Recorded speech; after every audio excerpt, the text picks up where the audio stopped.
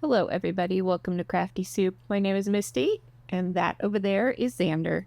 I am here for another Counterfeit Kit layout challenge, and this time we are using a sketch. I haven't used a sketch in a while, so I'm looking forward to that. This is the layout I came up with for that sketch. I'll show you something that went wrong in the creation of this layout, how I recovered from that, and then I'll also share one of my favorite journaling techniques using numbers. So let's go ahead and dive into the crafting.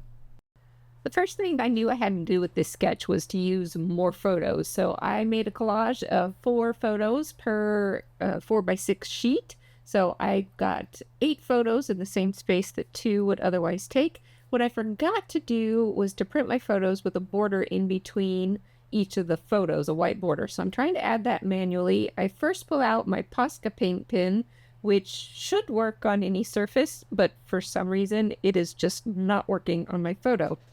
I pull out a trash photo and try and test it out, and it's still not working. I try to clean off the tip, and it's still not working. So it is time for Plan B.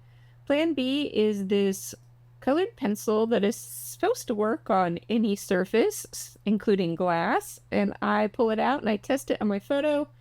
And technically it works, but it is not very saturated or bright. It's kind of like you would expect from a colored pencil. It's kind of flaky, I guess is the best word for it. And while it does work, it's not quite the look I want. So I go to my favorite pen of all time in white, and that's the Signo Uniball Broad Point pen.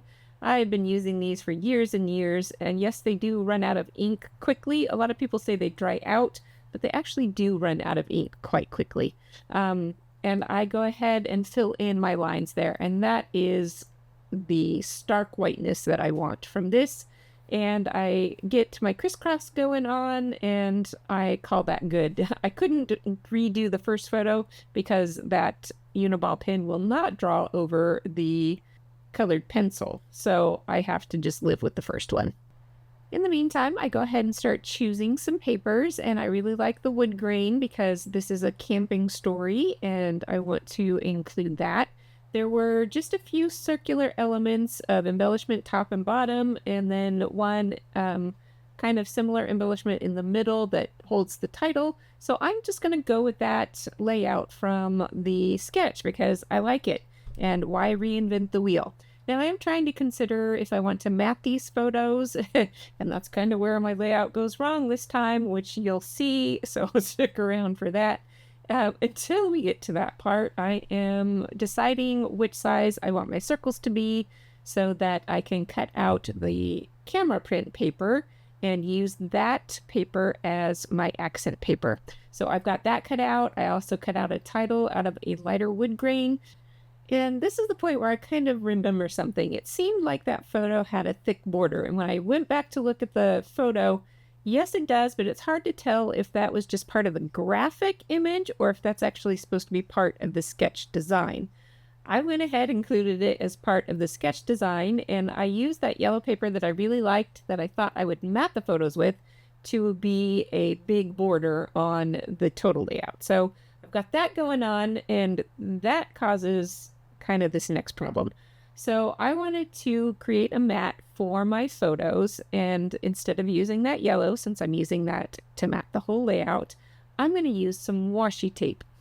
And this isn't going to quite work out. You saw that I drew some lines to get the placement of my washi tape down, and that's all fine and good, but what I didn't realize at this point of the process is that there's now not enough room on that wood grain to leave space for this border to breathe, because I did cut down the wood grain to make room to map the whole entire layout. And so as you can see, I've got this washi tape working down as my mats. It's too wide, not only for the photo itself. I probably could have used half the width of the washi tape instead of the full width.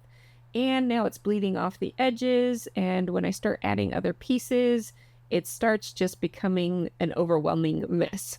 And while I tend to make busy layouts on a regular basis, this was too busy for me. And as you can see, as I start laying down my title, I'm realizing that washi tape just is in the way. So I peeled off some of it and I put down my title. The second half of my title is going down on the bottom of that circle. I'm going to have to peel off more washi tape to get that title on there so that it can be readable and it's not hiding in the busyness of the pattern.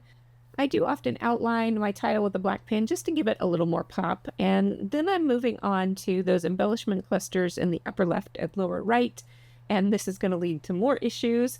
I'm using this little rainbow print because I had it left over from the branding strip of a piece of paper. And I want to build up more layers to my embellishment clusters because I appreciate that.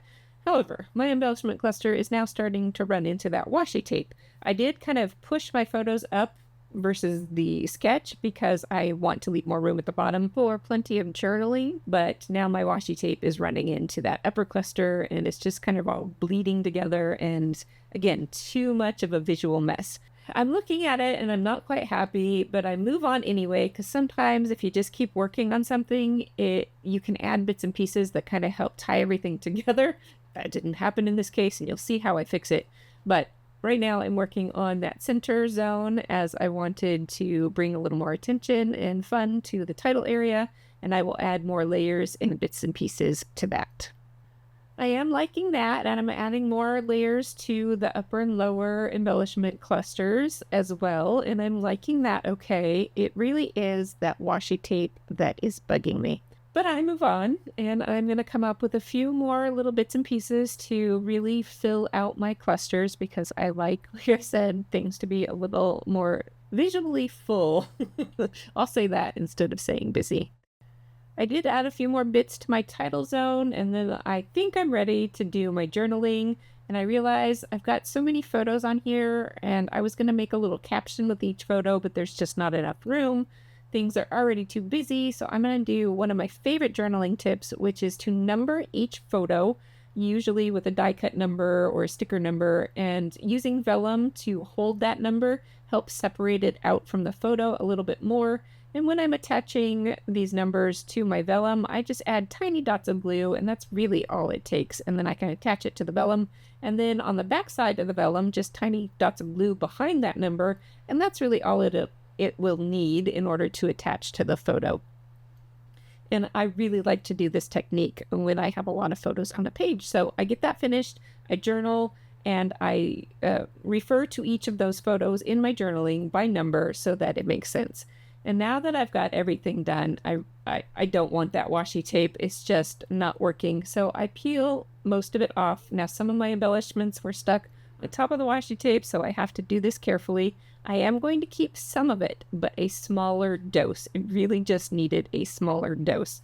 And that gives the photos more breathing room to stand out against the pattern paper. Don't worry about that washi tape. I did rescue it, and I will use that piece of paper on some other project in the future, so it won't go to waste. But that did help this design come together better. I'm glad I did it. I'm glad I realized what was bugging me and that I could get it fixed. All right, you can see these still photos before I come back to say goodbye.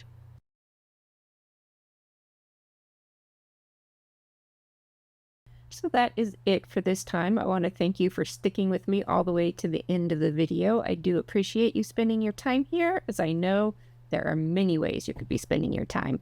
I do hope you got something useful out of this process, especially if you struggle with making mistakes. Know that it's just part of the artful process, and there's often a way that you can recover from it. And if not, you always learn something new for your next project. So with that, until next time, I hope you have an artful day.